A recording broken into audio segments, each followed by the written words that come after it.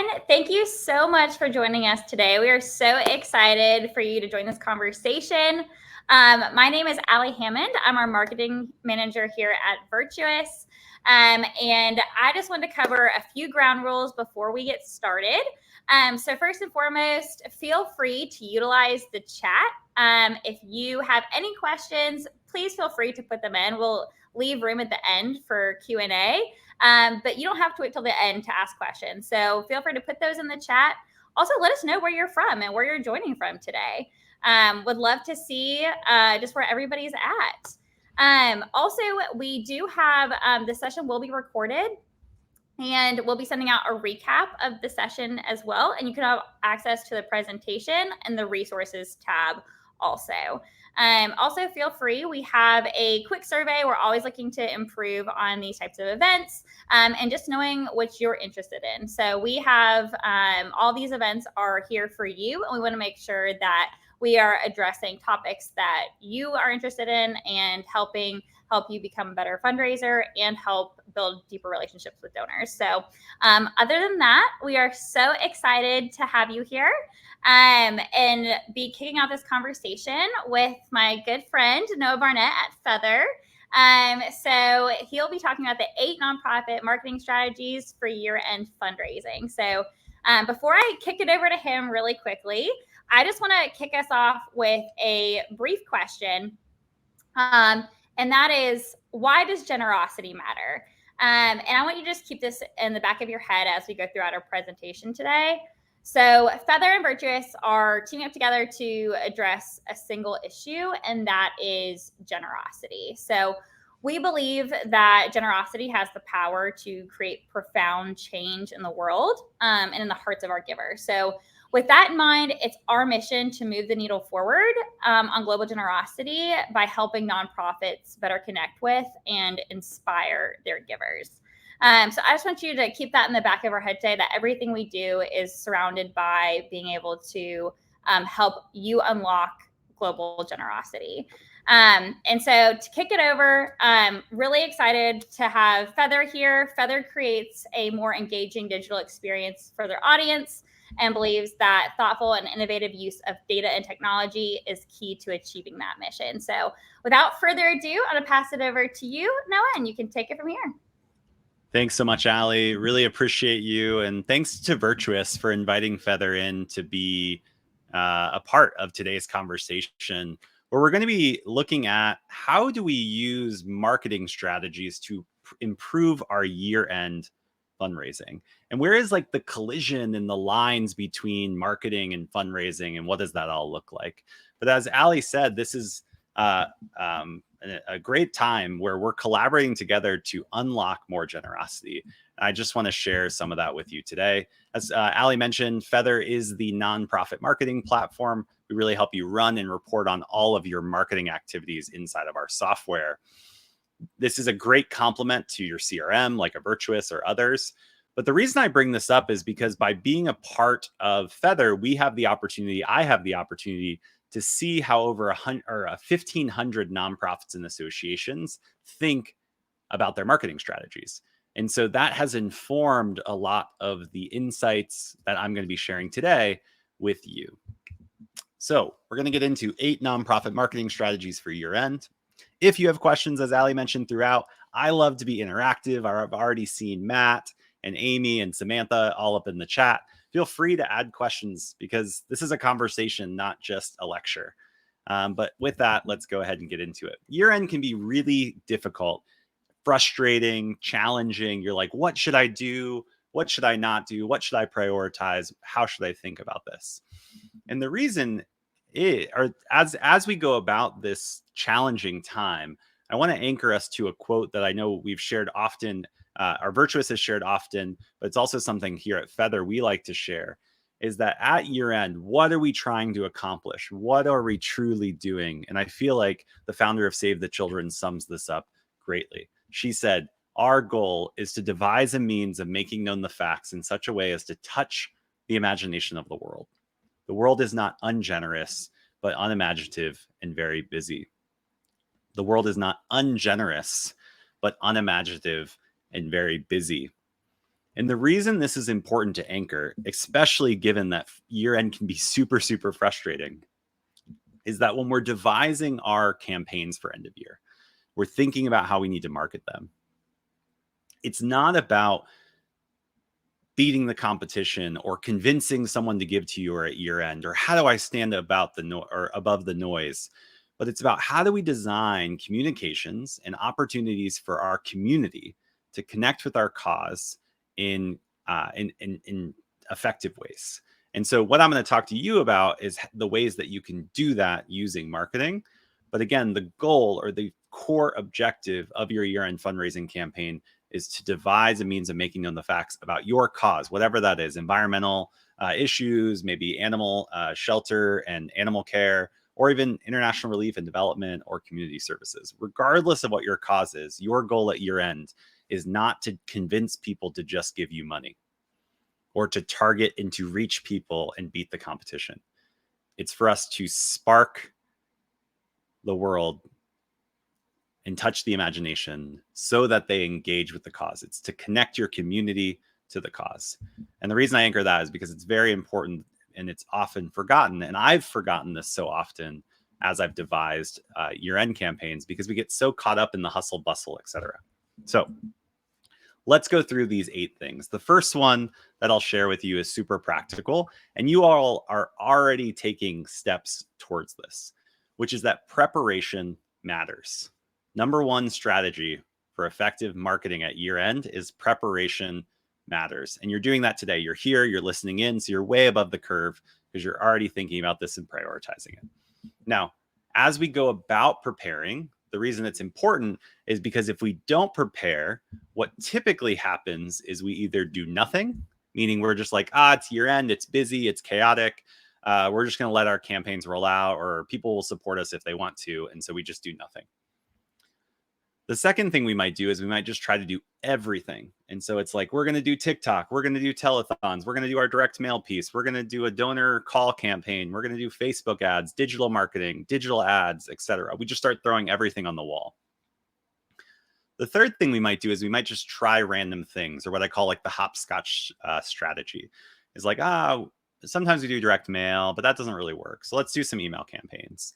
Let's do some digital ads. Let's do this. Let's do that.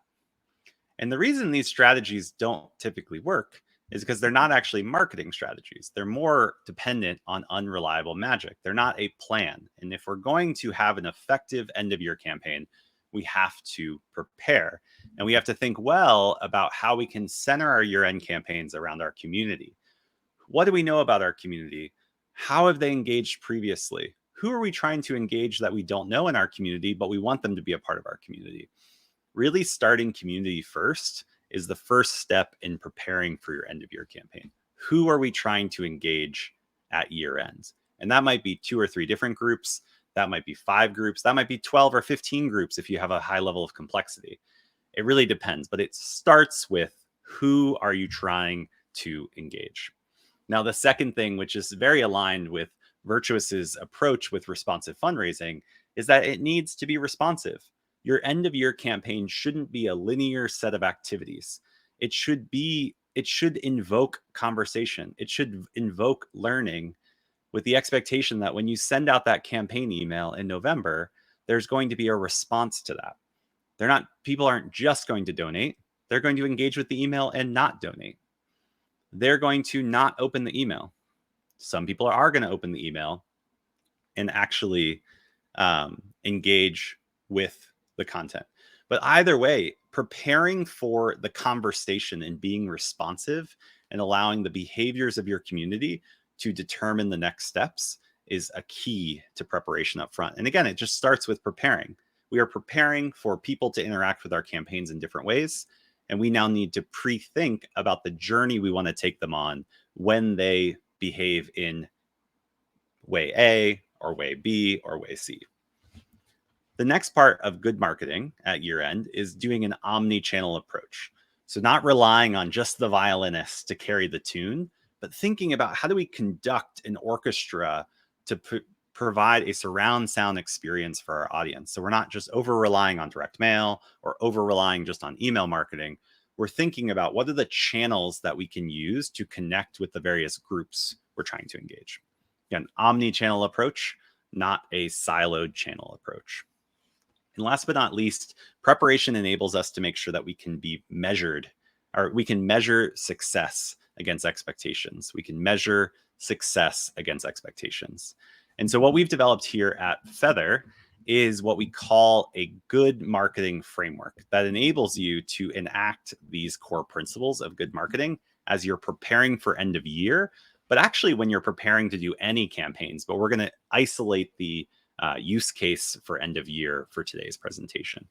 Now, the reason I share this picture of my son Eli is because not only because he's super cute and he looks awesome, but also because it fully embodies why a framework is important. First and foremost, Eli is very, very focused, and that's what a framework does. It enables you to stay focused. The second part of this is that Eli is using a pencil to craft a plan or to draw out his sketch. A framework also is flexible. So a framework is both focusing, what are we doing, why are we doing it, who are we doing it for? A framework is also flexible because it should enable you to learn as you go. And so we've designed what we call the good marketing framework. I'm going to teach you how to apply it to your end of fundraising campaign as you prepare to be successful. So as I mentioned, all good marketing starts with understanding your community. It's always community first. Who are we trying to engage in our community? Now, once we've identified who we want to target, we want to understand what we know about that group of people. Now, for illustration purposes, I'm going to keep this simple. I'm going to talk about 3 groups that you might have in your community. Group number 1 might be people that have given previously to your end of year campaigns. So people that gave to your year-end campaigns or gave to you in October, November, or December last year. So that's group number 1. Group number 2 is people that have given to you in the past, but have not given to you at year end or did not give to you last year, or they are a net new donor. So they haven't actually been through a full year cycle because they started giving to you in March or they attended an event for the first time, etc. The third group of people is people that you don't know, but have an affinity for your cause. People you don't know, but they have an affinity for your cause. So 3 groups of people you might be targeting. Again, your groups might be slightly different, but these are just sample groups that we're going to reference throughout today's presentation. So group 1 is people that gave last year. Group 2 is people that have given to you before, but not at year end. And group 3 are people that you don't know, but that they have an affinity for your cause. Not for your organization, but for your cause. Now, the 2 questions we're going to ask about each of these 3 groups is how would they describe their relationship with you? How would they describe their relationship with you? Now, someone in group C or group 3 who has an affinity for your cause, but never have interacted with your organization, they don't have any relationship with you. So they wouldn't, if I said, hey, what's your relationship to Virtuous or nonprofit A? They would say, I don't know who that is. I'm not sure who that is. Their relationship to your organization is not to the organizations, to the cause. That's really important because what we understand about our community is going to help define the next step, which is how do we cultivate connections with this community? How do we cultivate connections with this community? Now, group A or group 1, they gave last year. They are connected to your cause and they've been a loyal supporter to you and your organization, even at last year's end of year campaign. So how they would describe their relationship to your organization is going to inform how you're going to cultivate connection with them. What you know about your community is going to drive your campaigns. The second question you want to ask about each group in your community you're trying to target is what recent engagement or activity.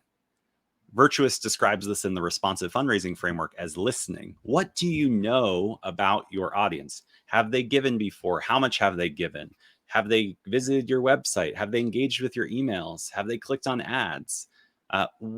Did they give to the advocacy programs or did they give to the adoption programs?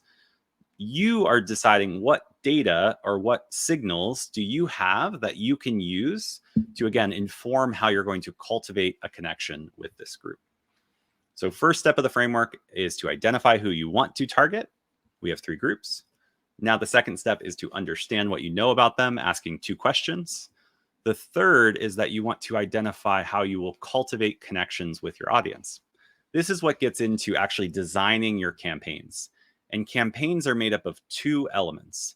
They're made up of content and they're made up of channels. Each campaign is made up of content and made up of channels. And you're going to determine which channels to use and what content to use, messaging, story, etc., to connect with each group. And it could be different across each of these 3 groups. Again, for illustration purposes, if we look at group 1, they've given to us before. We likely have a connection with them, meaning we can use email, we could use direct mail, we might use phone calls. Maybe we also know that some of them have visited our website, so we can use retargeting advertising to reach them. We also have an email list, so we could update or upload that email list to a platform like Feathr and retarget them as they're scrolling social or wandering the web. Again, I have a lot of information to use, so I can use channels like email, direct mail, phone, or what's called email mapping to do digital advertising to connect with that. Those are the channels. The content might be, hey, we know that these people connected with us last year. They're loyal supporters to our cause, and we are going to acknowledge that in our cultivation with this group because, again, they supported last year. Hey, Ricky, you supported our campaign. You came alongside us last year and helped us do blank, blank, blank. Can we count on you again this year? That is content or a message that you cannot say to all groups because it's not true. So again, what content you use and what channels you use is determined by what group of your community and what you understand about them and how you're going to connect with them. Now, group 3, which is someone who you don't know, but they have an affinity for your cause. If you don't know them and you're not connected with them, you can't use things like email or direct mail. And so the channels you might use to connect with them are going to be things like digital advertising or social advertising or what's called affinity advertising. And so you can actually upload your best donors and create lookalike audiences so that you can target people that look like your best donors to find your future best donors. You can also use things like donor personas, where if you know that you're an environmental organization in Colorado and your best donors are typically highly educated business owners that are women in Colorado that are environmentally forward, indicated by their shopping behaviors at REI or their adventure behaviors based on, their outdoorsy, et cetera. You can actually upload that to digital advertising tools like Feathr and be able to reach an audience that kind of mirrors your best donors. And again, that's a channel that you wouldn't use for your current donors, but you would use to prospect and acquire new donors. Again, and also they don't have an affinity for your organization. So me saying, hey, I'm nonprofit X, that doesn't really matter to them. They actually really care about the cause. And so I might say, hey, as a Colorado, maybe they call them Coloradians. Does anyone live in Colorado? What do you all call yourselves in Colorado? But as someone who lives in Colorado, we know the value of our environment. And we want to invite you to sign this petition to continue to protect our audience. Again, I'm not anchoring my relationship with that audience to my organization. I'm anchoring it to the cause to introduce them to my organization. Again, the channels and the content are going to be different based on what audience you're reaching. Now, once you connect with your audience, this is where you can now activate them to take action. And so your campaign might be to get them to sign up to be a peer-to-peer fundraiser. It might be to encourage them to come to an event. It might be to give a donation or to sign up to be a monthly giver. It might be just to give you their email address in support of a petition, like in the example I just shared. This is the opportunity where you're saying, once we connect with our group, what are we trying to activate them to? Now, the Good Marketing Framework is a learning framework, not a linear framework. And so as you're designing your campaign, you're intentionally getting 2 outcomes from the campaign. You're getting the outcomes of impact, which is like, hey, we raised $100,000 and we generated 150 donors that gave to us, and 50 of them were new. Those are actual like impact metrics, core conversion metrics. The other thing you got is you got a ton of learning from the campaign that now informs your relationship and your future campaigns to those groups and audiences.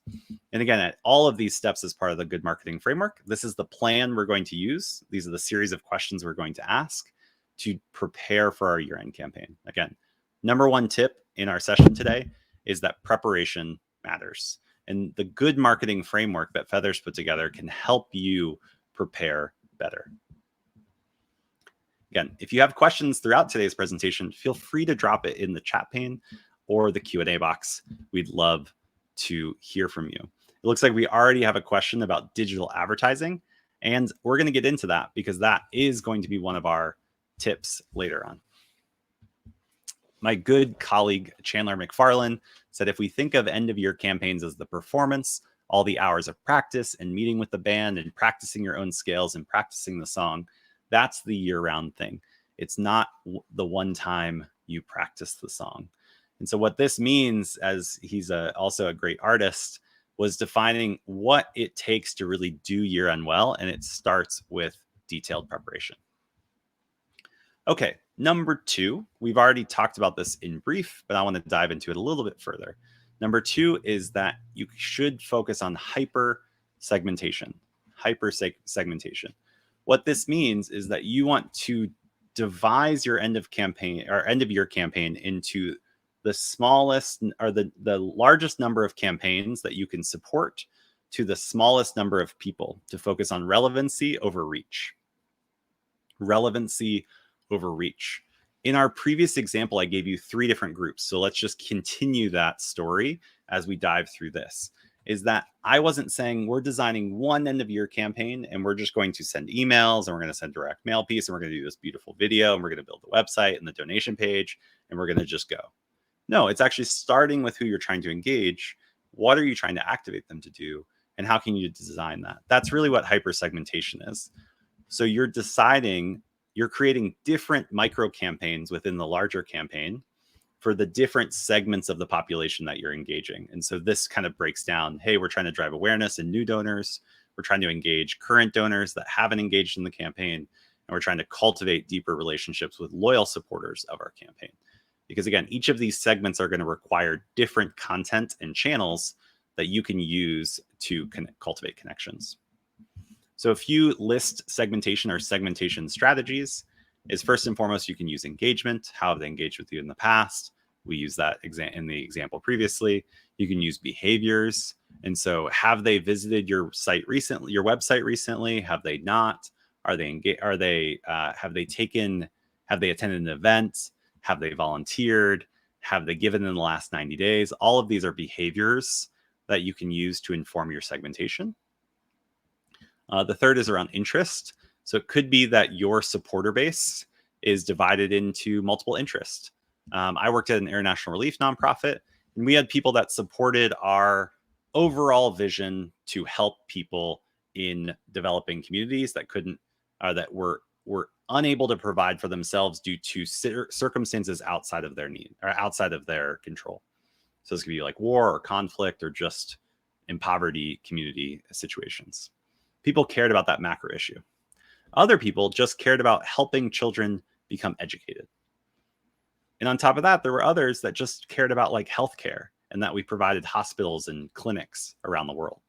And so based on what they were interested in, both through their engagement behavior and their giving behavior, we could inform our end of year campaign through each of those lenses. You might have something similar.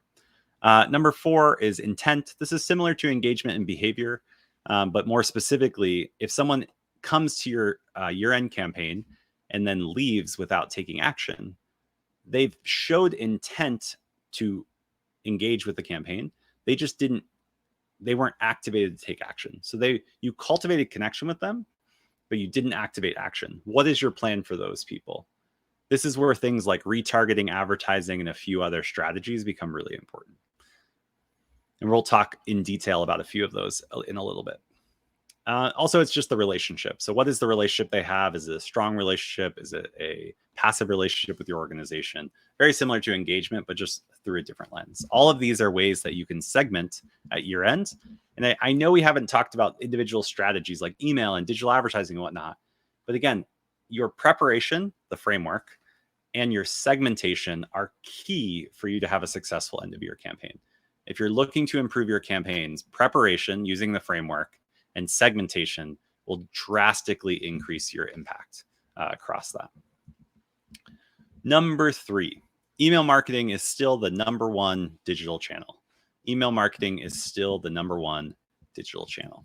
Now, we did here at Feathr something called the State of Nonprofit Marketing, where we surveyed 400 plus leaders earlier this year. And we uncovered in trend number 3 that we rely heavily on email, and it's for good reason. Over 54% of those surveyed said email marketing was their number one channel, and another 32% put it in their top or in spot 2 or 3. So overall, 86% of nonprofits said email marketing was either number one channel, number 2 channel, or number 3 channel to connect with their community. In addition to that, the M&R benchmarks found that for every 1,000 fundraising emails an organization sent, they raised about $78. So for every 1,000 emails that an organization sent, they raised about $78. There's a direct correlation between the number of emails, the number of people on your email list, and the amount of online or digital fundraising you have if you dig into the M&R benchmark report further. But regardless, what I'm trying to illustrate here is that email marketing is still a foundational digital channel for you to drive results at end of year. Now that will be complemented by other channels, both online, digital advertising, social advertising, website engagement, search advertising, etc. Even like digital partnerships. It will also be supported by offline engagement like direct mail, phone calls, one-to-one cultivation events. But again, the core of your end of year fundraising strategy should be anchored to email for those that you have emails for. So this is very much for the cultivation and engagement segments of your audience. So a few things to keep in mind as you consider how you can improve the effectiveness of your email marketing at year end is that there are 6 things that you can measure. And based on what you're measuring, it will change what you do to optimize your results.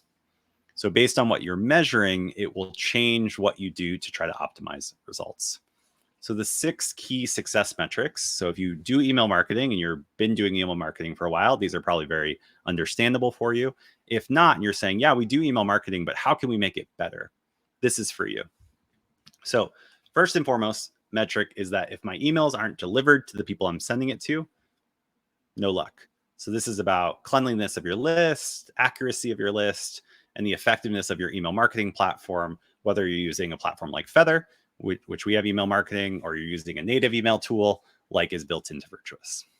So if we're not delivering our messages to people, deliverability rate, cleanliness of list, etc., that's a way that we can improve. So increase deliverability and the number of people that we're delivering messages to, that can help you improve your results. Also growing your email list. So prior to your end, doing email capture for both your offline donors and your newly acquired donors will ensure that you can connect with people more through email marketing. That's deliverability or delivery. The second is engagement with the email. So this can be counted as like open rates or reading rates, meaning like how much of the email is someone reading, or time spent engaged with the email. That's something you could optimize for and say, hey, we really want to focus on getting people to read more of our email content or engage more with our content. And you might try things like subject line optimizations or formatting of your emails to optimize for that metric. The third thing would be click-through rates. So how many people are actually moving from their crowded inbox to where you want them to go? How many email tends to be a vehicle to get someone from their inbox somewhere else. And that typically is to your website, to a video, to a donation page, to something else for them to do. And so if you're optimizing for click-through rates, there are experiments that you can run. Sending shorter emails with bigger call to actions, moving the call to action up and down. There are a lot of different ways you can optimize for click-through rate. But again, if you're optimizing for that, you would change different things than if you're optimizing for something like replies, which is the fourth one. Whereas you can send emails and say, hey, we really want to measure how many people reply back to our emails. And it might be something as simple as you saying, hey, you contributed to our end of year campaign last year. Can we count on you this year? Hit reply and let me know. And that might then trigger, hey, this person said they're engaged, and now we're going to follow up with them when they reply with a link to our donation form and recommendations to how much they should give. Again, the yes we're trying to get, or the micro yes we're trying to get, is just for them to reply, because that's showing engagement. Again, how you would optimize your emails would be different if that's your priority. Fifth is conversions. So you're not focused on just engagement, click-throughs, or replies. You're focused on how many of the people we emailed, either in a single email campaign or a multi-email campaign, like you can do inside of a platform like Feathr through marketing automation. How many people actually converted or were activated to action that we wanted to do. Again, the optimizations you might take there are different than if you were optimizing for replies, for example. And last but not least is revenue. And so how much revenue or how much giving or generosity growth was generated from this email and or emails or our marketing overall. So the reason I'm giving these words is because I think they're helpful as you're working with your teams on your end of year campaigns. And you're saying, okay, email marketing is going to be foundational for our success of our end of year campaigns. Where are we successful right now across all of these? Where do we want to focus on and optimize? And again, that might differentiate what you focus on in those emails. Again, what you choose to measure directly impacts the performance optimization you have. Here's a great example. These slides are going to be shared with you after the fact. And so if you're interested in kind of looking through these, but depending on if you're measuring revenue by per email, or you're doing it based on overall email performance, or you're just doing, hey, we targeted all these people, we're also doing digital ads, etc. How much revenue was generated from the overall campaign? Depending on where you're measuring these, there's going to be different pros and cons for that. So number 4 is digital advertising. Trend number 4 in our State of Nonprofit Marketing report was we're doubling down on digital, especially advertising. One thing we saw that most nonprofits we surveyed said they were going to invest more in digital channels, or in digital advertising specifically, in 2023. And less than 7% said they would decrease their digital spend in 2023.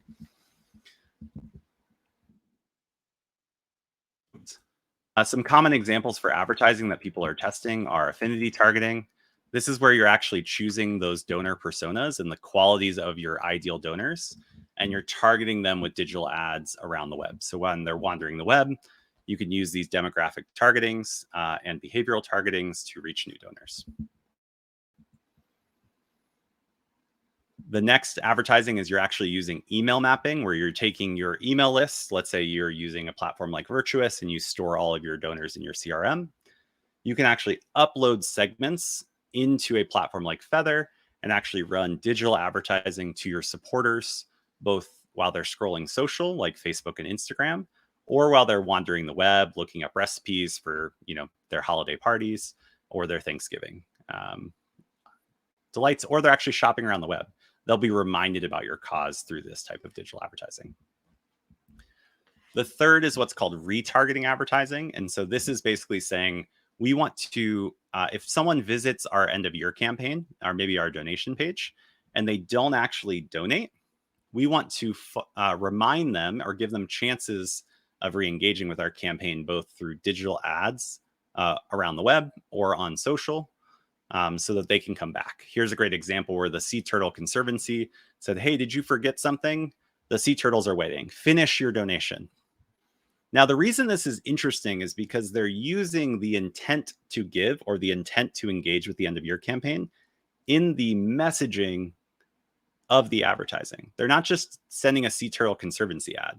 They're actually using contextual advertising to say, we know you were on our donation page and you didn't donate. And now we are embedding that context or intent into how we design the ads. So again, affinity targeting is a great opportunity to reach new donors. Email mapping is a great way to provide additional targeting and connection with your email marketing list or your direct mail list. And then donation abandonment advertising is a great way to basically increase the value of all the other things you're doing for end of year. So you're spending a lot of effort and a lot of money and a lot of time to get people to engage with your end of year campaign. Retargeting is helping you just make sure that you're capturing as much of that and giving people as many opportunities, especially during the busy end of year season, to engage with your campaign. So we've talked through 1 through 4. Now number 5, retargeting expands impact of other channels.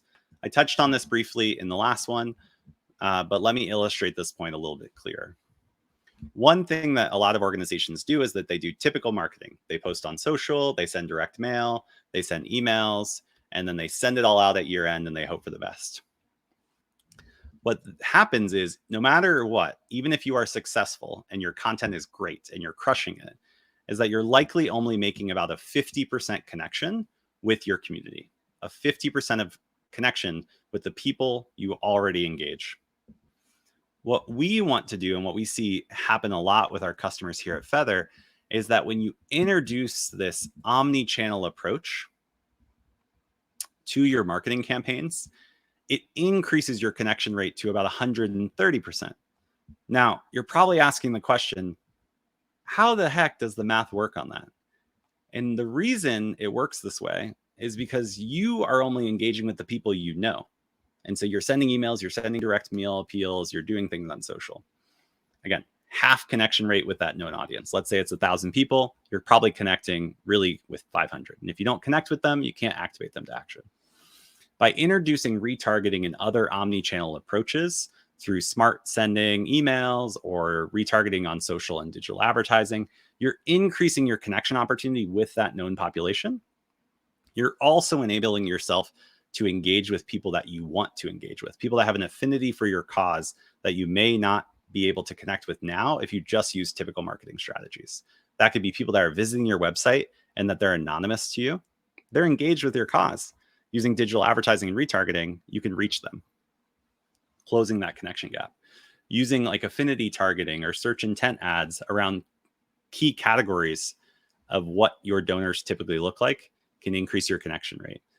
By using your best donors and creating lookalike audiences to re-engage and retarget those prospect audiences, you can increase your connection rate. So 130% is an illustration of the possibilities when you use a good marketing or omni-channel approach at your event. So here are some great examples from our customers here at Feathr. The International Justice Mission is trying to end slavery, especially for children in our modern day. Yes, slavery still exists. And so they used retargeting during their holiday campaigns to be able to engage people that were already visiting their website. So people had already come to their website and seen the value of IJM. And they were then now using retargeting like this on the Food Network to be able to show ads and remind people to come back and make a difference during the end of year season. Again, people aren't ungenerous. There's what was it? Gosh, I'm blanking out. They're not ungenerous. They're just very busy. And so this is a great way to re-engage people throughout the season. Here's another one where degrees of change, unimaginative and busy. Thank you, Michael. I appreciate you. And I love that yours is the messy family project. That's awesome. Thanks for the reminder. But yeah, people are unimaginative and very busy. They're not ungenerous. And so using retargeting and reminders, you might think, hey, that's kind of creepy. That feels exhausting, etc. But again, if we believe that people are engaging with our organization for a reason, using retargeting ads or the tools of retargeting emails and retargeting advertising is enabling us to reconnect and to increase the opportunities for our audience to be generous, not just for us to hit our goals, because again, that's not the goal of end of year fundraising. Another great example here where the Association of Texas Professional Educators are using digital advertising to reconnect. So Brittany, great question. Brittany's asking, can you email visitors to your websites even if they didn't subscribe to your email? So the answer to that is maybe. But what I do want to focus or refocus the question is that what you can do is that when you email people and they visit your website and you know that that they're visiting your website because you're using smart engagement tracking between your email platform and your website analytics. Feathr provides this. Virtuous does a great job at providing this if you're a Virtuous customer. If you're a Feathr customer, you get this. If you're using another marketing tool, I'm not sure. But basically what happens is I know that, let's say, Brittany, I emailed you and then you visited my website and then you took a bunch of actions, but you didn't make a donation. I can now set up smart emails. That's what it's called in Feathr, or an automated email or a segment that I target, where I can now send you an email, let's say that's more personal, that says, hey, Brittany, I know that you've engaged with our campaign and that we're excited to have your support this end of year. As a reminder, here are the actions you can take to get engaged. Let me know if you have any questions. Feel free to reply. Again, I'm sending that email to you because I know that you visited my website and I know you didn't take action. So you're already engaged with the campaign. I don't need to just like send you another reminder and say, here's the campaign. Like, you went to my website and engaged. You can also then use retargeting advertising to target both known visitors to your website and unknown visitors. Okay, let's keep going. Oops. So number six, use CRM retargeting to reactivate donor list with digital advertising. I've already touched on this earlier in other segments because it made a lot of sense. But just as a refresher, you can use digital advertising and social advertising to target people you're already engaging through other channels. So if you're engaging individuals through direct mail or you're engaging individuals through email, when you combine digital advertising with those other channels, or based on best practices, you typically see a 200% conversion rate against what you would typically see if you didn't do that. So it more than justifies the additional spend and the additional effort. But again, it's that surround sound experience through omni-channel or through multiple channels that enables you to be more successful. There was a report that Virtuous did with Next After that said even 300% increase in results. So again, somewhere between 2x and 3x typical benchmark when you really combine these efforts. And there's a lot of reasons why. Most people aren't going to engage with your emails. And so you're giving them another way to engage through digital advertising. Others are going to engage, they're going to connect, but they're going to forget or get busy. And again, you're giving them those other portals basically in their digital lives to reconnect with your campaign. And that's why it works. Number 7 is using geofencing or search intent advertising for acquisition. I'm only going to spend a few minutes on this one because they're very focused on donor acquisition. So if you are trying to acquire new donors at end of year, number 7 is for you. So for example, if you know that your target audience lives in a very specific location, you can use geolocation advertising to target specific locations during end of year season. So you could say, hey, all my donors are local. I'm a local Gainesville organization, or I'm a local Phoenix organization. And we want to target specific neighborhoods or areas of our local area to engage. That's how you can use geo advertising. So basically when people are in that area, they will see digital advertising using mobile beacons and a bunch of different anonymous identifications. We experience this all the time. And we're like, oh my gosh, someone's listening to us. But it's really based on geofence targeting or search intent targeting that is enabling advertisers in the commercial space to show us ads that we feel like someone's listening to our conversations. But it's really based on a bunch of different factors. Geolocation or location-based advertising is one. The other form of geolocation, again, I'll touch on this for one more minute, is that you can do what's called historical geofencing. This is great. For example, let's say I knew that the majority of my donors were doctors, and doctors all attend a conference in Dallas, Texas during, week A, or, October 1st through October 7th. I can target the area of Dallas where I know that convention's going. And then I can advertise to people that were in that geolocation and have now left for up to, I believe, 60 days after them leaving. So it's not targeting people that are currently in the geolocation. It's targeting people that were in the geolocation. There's a bunch of ways that you can apply this. Let me actually pull up this. Country clubs, yacht clubs, golf courses, target neighborhoods, churches and places of worship, if that's an audience that's engaged with you. Also like advocacy, or, if you say, hey, like we really target people that are in political action committees and there's large gatherings of those individuals. This is another great way. Festivals, concerts, sporting events, Taylor Swift concerts, etc. The other one that I want to talk about for acquiring new donors is a little bit confusing. If you're familiar with Google search ads, where you pay money to basically show up first in Google search. So if I searched for donate to nonprofit, right? There's going to be ads of people that have been competing or bidding to be the first result in the search results. What I'm talking about here is not showing up in the search query. It's actually targeting people on as they leave the search query and travel around the internet based on what they searched for.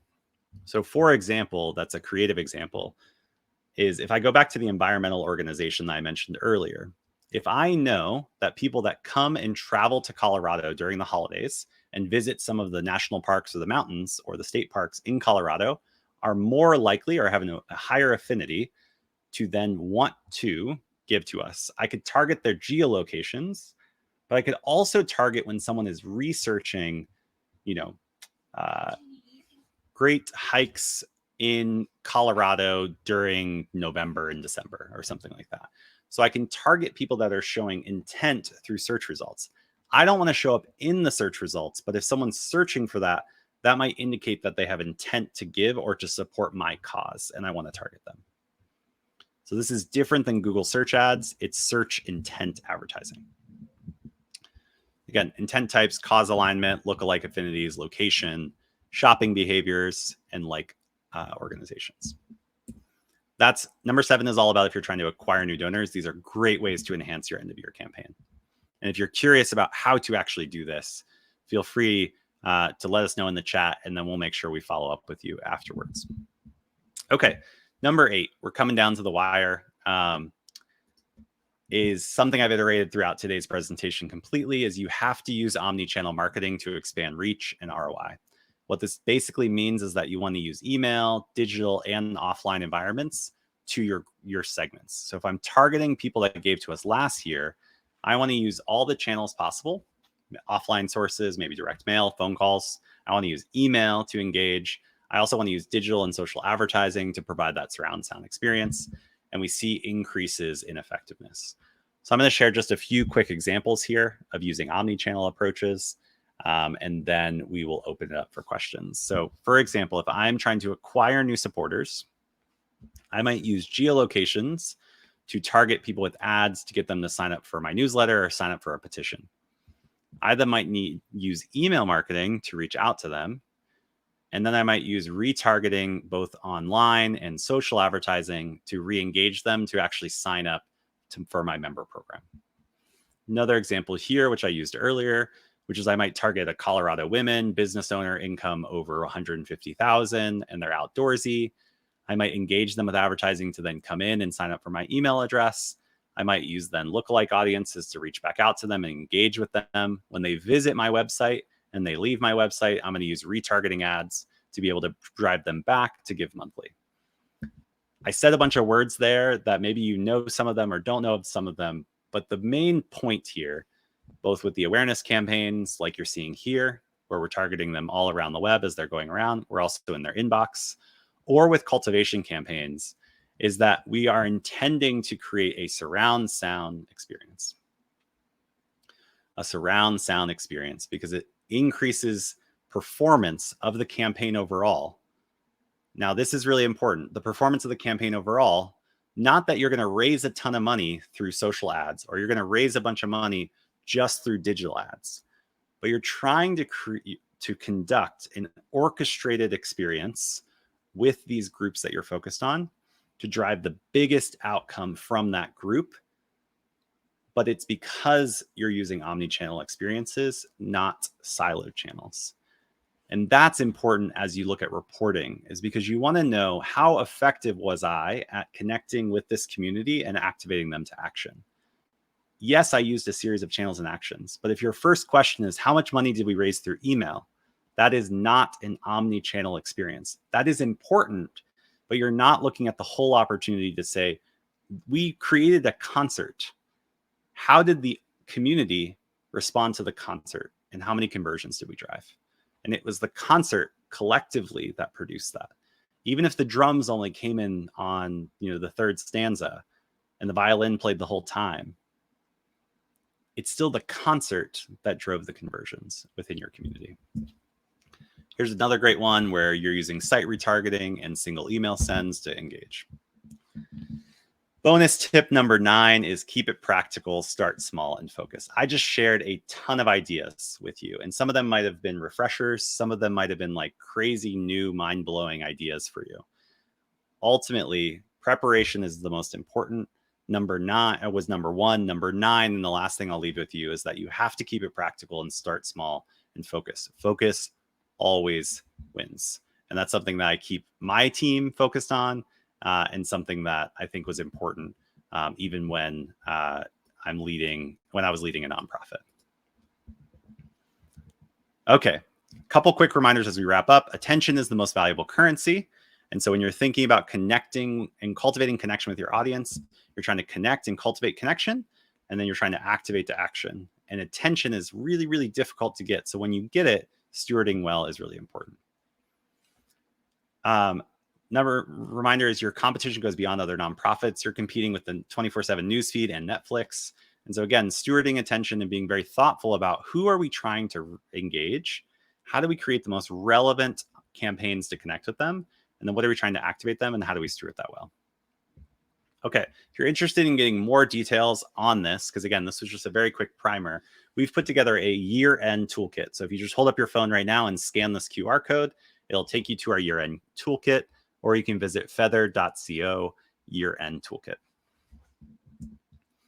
Again, Feathr is the nonprofit marketing platform, and we invest a lot in education like this. That's why we're grateful and aligned with Virtuous, because they do the same. But if you're interested in how Feathr can help you run and report on all of your integrated marketing campaigns this year end, please just put a +1 in the chat, and we'd be happy to support you in that. We are going to kick it over to Q&A. So, hey, Ali, I'll invite you back up if you'd like. Okay, so there's a question from Kate. She said, right, how many staff do you have working on all these digital fundraising and marketing campaigns? That is a great question, Kate. I run marketing for a software company. So my team is going to be different than what you all have at your nonprofits. But historically, when I did run marketing and fundraising for a nonprofit, we had like 1 person or 2 people working on digital and a couple other people working on the other channels, whether it was email or direct mail or like our website campaign. So a very small team. I think the effort is that we made sure that we orchestrated all of the messaging across all of those, and that we measured success not on whether direct mail or email performed better, but how we cultivated connection and activated action within each segment that we were targeting or group. It looks like there was one. Was there any more questions, Ali? Well, I was going to follow up on Kate's question as well, just because that's a really good point. And so even for like, say somebody has a staff of like, 1 to 3 people on their fundraising and marketing staff, what would you recommend to like start out? Say you're just getting, maybe you're doing some email marketing, maybe you're doing some social, and maybe you are either like just starting to get introduced to display ads, Yeah. or starting to, how would you recommend getting that started and getting some advice for people that are in that boat? Yeah, it's a great question. So if I had limited resources, whatever that means to your organization, because it could be different, is that I would ensure that I am very clear on who we are targeting. And if we can only target 2 groups of people, like people that gave last year and people that didn't, maybe that's as simple as you can go.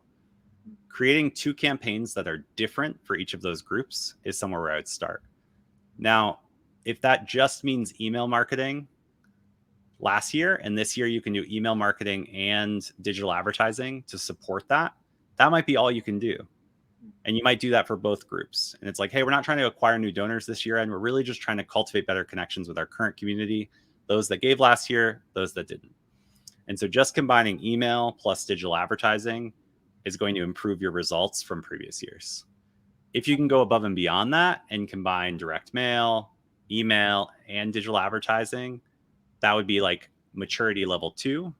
If you wanted to go to step 3, it would be incorporating both acquisition, like affinity targeting and lookalike audiences, and the retargeting campaigns, which is basically like people you've already driven engagement with. Let's just give them reasons to come back and engage with us. So 3 levels of maturity: email and ads together. Maturity 1. Maturity 2 would be offline, email, ads. Maturity 3 would be everything plus acquisition and plus retargeting. That's great. That's great feedback. Hilda also has a question. It says, what is the best thing? I'm sorry. Our email donation rate is pretty bad. What is the best thing to change? So there's a lot of things you could change, Hilda. But if I was going to ask you a follow-up question, it would be, is it bad because people aren't engaging with your email, meaning they're not like opening your email, or your email list is bad? Or is it that they're not clicking through on your emails to your website? Or you're generating a lot of click-throughs to your website, but like no one's donating.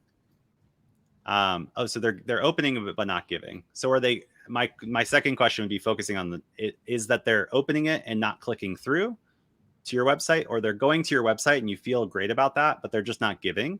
Because depending on which of those it is, you would optimize for different things. So if it's that people are going to your website and just not giving, it might be just sending them to different pages. So maybe instead of sending them directly to the giving page, you actually want to try sending them to a story of impact and then giving them the opportunity to donate and seeing how that changes your results. If you are sending them more to like the campaign page and not putting them in directly into the donation page, try saying, hey, like, here's the information to give now, and then make it a 2-step process for them to give. So you might have to reevaluate what the giving experience feels like on your website. I would just walk through that process and say, which of these points of friction should we focus on? The last thing I'll tell you, Hilda, is that your email results are not just dependent on your email results. I would highly recommend that maturity level 1 and begin using digital advertising to complement your emails. Both using, you can use email mapping. So basically saying, hey, I'm going to advertise and send emails to my audience. And then use retargeting, meaning when people come to my website and then leave without donating, I'm giving them pathways to come back. That's great. Would you recommend keeping the content, the messaging all around the same as well? Like having the same like CTA in your display ads if you're going to do that level 1 mapping?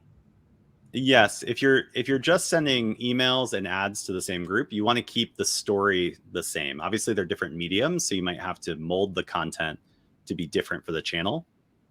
But if I'm asking for them to support saving babies in my email, I'm not going to save penguins in my ads. Like, I'm going to be saving babies in that. And my like creative and content should feel the same. I think the follow-up I would have is that if someone has engaged with the campaign, meaning they went and watched that amazing year-end video you put together, but didn't donate, sending an ad to them to go watch the video, like they already did that. So they're not going to do that. So I think that's where, like, if they've engaged with your campaign already, give them the next best action that they should do. And you may have 2 advertising groups, one that's not engaged and then engaged, and the creative might be different. That's great feedback, especially breaking it up based off of engagement. Yeah, I think, and again, I would say, I know we're about time, Allie, but like just keeping it super simple, like things that just make sense. Mm-hmm. Like someone visited your website and they left. Okay, we're just going to remind them like about the key elements, but we don't have to ask them to come back and watch the video. They already watched it.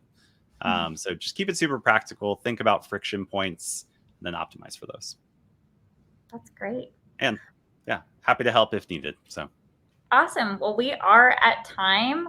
Noah, thank you so much for this information. This was all extremely valuable. I learned so much just even sitting here watching you today. So this was so eye-opening. Thanks, Allie. I hope everybody else felt the same way. So we are so excited. Thank you so much for everyone for hanging out with us for this hour, especially during this busy season. Please let us know if you guys are interested. If you would like any to have hear from Feathr or learn more about it, feel free to go ahead and you can answer this question, and we will have them reach out to you and connect you with them. So please feel free. But thank you so much, everyone, for joining us. We hope that you guys have a great day. Thanks, Allie. Thanks, Virtuous. I really appreciate being invited on. Yes, we love having you. So everyone have a great rest of your day. Thanks, guys. Bye.